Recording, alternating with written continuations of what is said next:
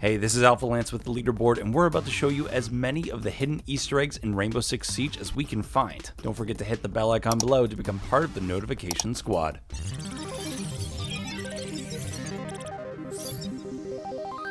To start things off, we're headed to Brazil, to the favela map located in Rio de Janeiro. Out in the front of the main building there is a small soccer field, and if you score a goal you can hear someone shouting goal in the building next to you.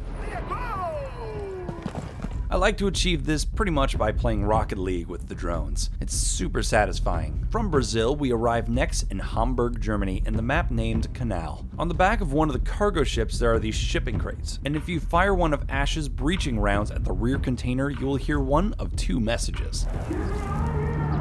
A common theory is that these audio clips were supposed to be used by the hostage, but were scrapped at a later date. On our next stop, we are visiting Nagoya, Japan, high atop the map Skyscraper. Located in the exhibition room next to Work Office, we find a particularly interesting samurai armor set. The assassin's insignia stands out on its belt buckle. The belt buckle has an insignia that we'd recognize, the assassin's insignia. You'll find the same insignia on the set of armor in bedroom on the first floor, and most likely on the set in reception as well, although for us the set spawned in the map already destroyed. Hopefully this will be fixed in a future patch. We love seeing additions like this that give us a glimpse at the ever-expanding Ubiverse. Right next to the exhibition we go into Work Office. Sitting on the shelf behind the desk are some familiar titles: Assassin's Creed Unity, Rayman Origins, Might and Magic Heroes 6, Prince of Persia, Far Cry Primal, Prince of Persia Warrior Within, Far Cry 3, The Division, Tom Clancy's Ghost Recon Advanced Warfare 2, Watch Dogs, and of course Tom Clancy's Rainbow Six Siege. The games share the shelves with various volumes of manga. If you check these out, you'll see that some say Rainbow on the spine, and the cover features chibi versions of the GIGN members Doc, Rook, Twitch, and Montagna. Further into the second floor of Skyscraper is a room called Karaoke. On the shelf below the massive TV is an old school game console that comes with some pretty large game cartridges. The cartridges are labeled with more Ubisoft titles like Tom Clancy's Rainbow Six Siege, The Division, Child of Light, and Assassin's Creed Unity. Looks like it's time for game night and karaoke. In between karaoke and Work Office is a small, very red room, simply titled Taiko. In here you find a large taiko drum that sounds like the real deal when you play it, though personally I don't think you're supposed to play it with the butt of your rifle.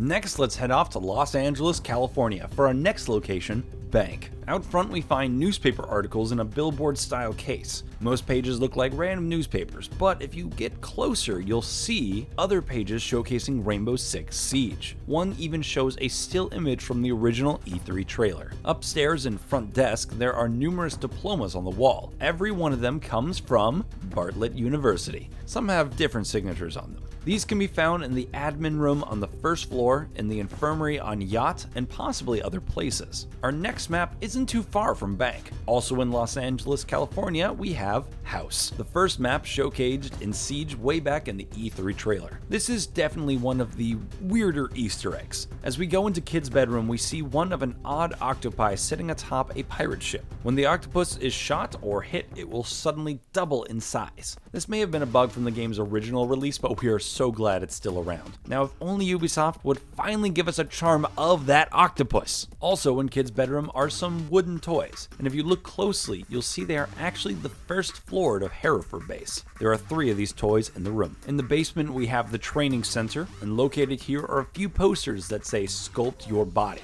with the name Gym Center. Now, Gym Center might sound familiar if you played another Ubisoft title, Watch Dogs. We're headed north from California to Redmond, Oregon, where we'll be stopping at the map simply titled Oregon. From the outside, this building bears a striking resemblance to the Mount Carmel Center, which was the location of the Waco siege of 1993 near Waco, Texas. Inside is no different. The meeting hall looks very much like a makeshift church. In this room, we see a whiteboard with a depiction of the first floor of Hereford base, with an attack pattern that says 87 days. Ubisoft might have an unhealthy obsession with Waco, Texas. David Koresh and the Branch Davidians were also a major influence on Far Cry 5.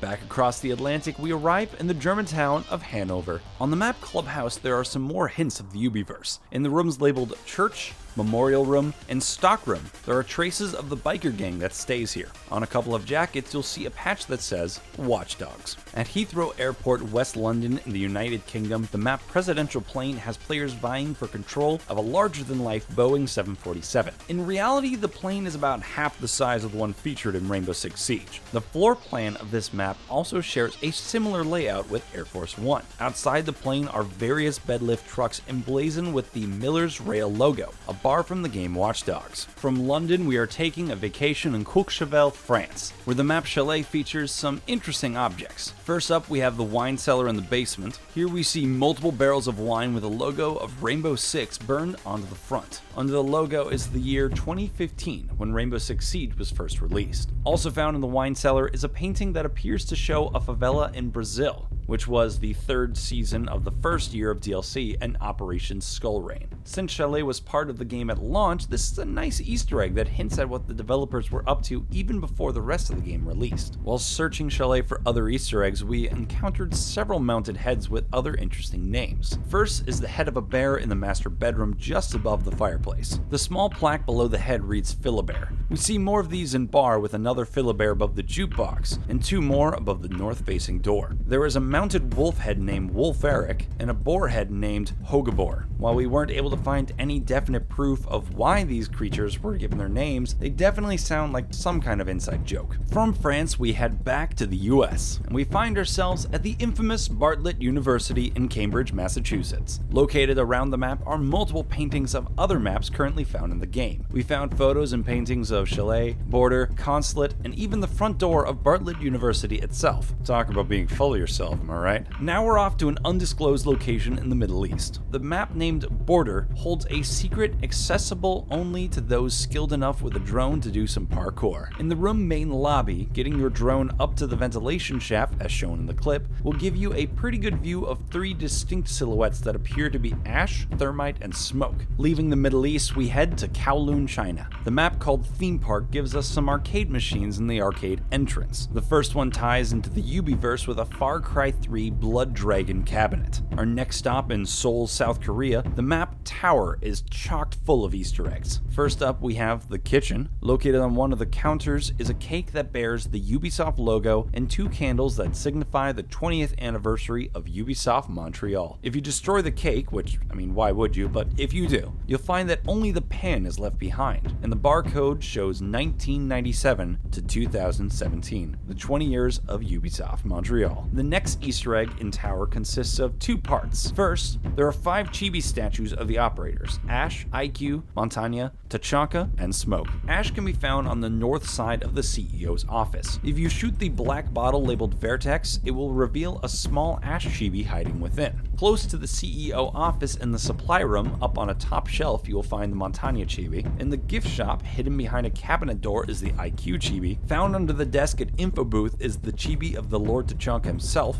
The Smoke chibi is a tad more hidden in a secret room accessible through this box in Bird Room. By opening the lid, you can drive your drone into the cabinet beneath. The inside doesn't look like much, but if you push the books aside, it reveals a secret drone hole that leads into a supply room. Cast on the wall is a silhouette of the game's cover art created by a flashlight and some bookends. The Smoke chibi can be found in this room. This next one might hit you right in the feels. Displayed on the side of the cabinet for Tom Clancy's Rainbow Six Siege in Theme Park is the name Boston Bear Jew. This is a memorial for a young man who had played Siege since the game's release and tragically passed away on March 21st of 2017. One of his closest friends, Reddit user King Swank, reached out to community developer It's Epi through Twitter. Epi said he would try to honor BBJ in the game, but made no promises. A few days before the release of Operation Blood Orchid, Yuppie contacted King Swank and informed him of the arcade machine. Rest in peace, Boston Bear Jew, and may you continue to keep playing forever. The full story is linked in the description below if you want to know more. Now that covers the map so far, but there are some other more specific Easter eggs we want to point out. For instance, on the Elite skin for Rook, you will see a folder tucked into the side of the armor bag that reads Operation Rookmine. This is in reference to a Reddit post by user Volsai. Volsai had been team killed after picking Rook. Volsai had one simple question for the player who shot him: why? The only response he got back was, "Rook mine." The original post is linked in the description below. The Siege community ran away with this meme, and Ubisoft added it to the Elite Rook skin, to be immortalized forever. Continuing with the Elite skins, we have Fuse. More specifically, we have the skin for the 6P41 light machine gun. While reloading this weapon, you might notice the words "Fuse the hostage" scratched into the underfeed tray cover. And lastly, on Frost. Frost's default headgear features a logo for Under Armour, and this is the only headgear in the game that does so.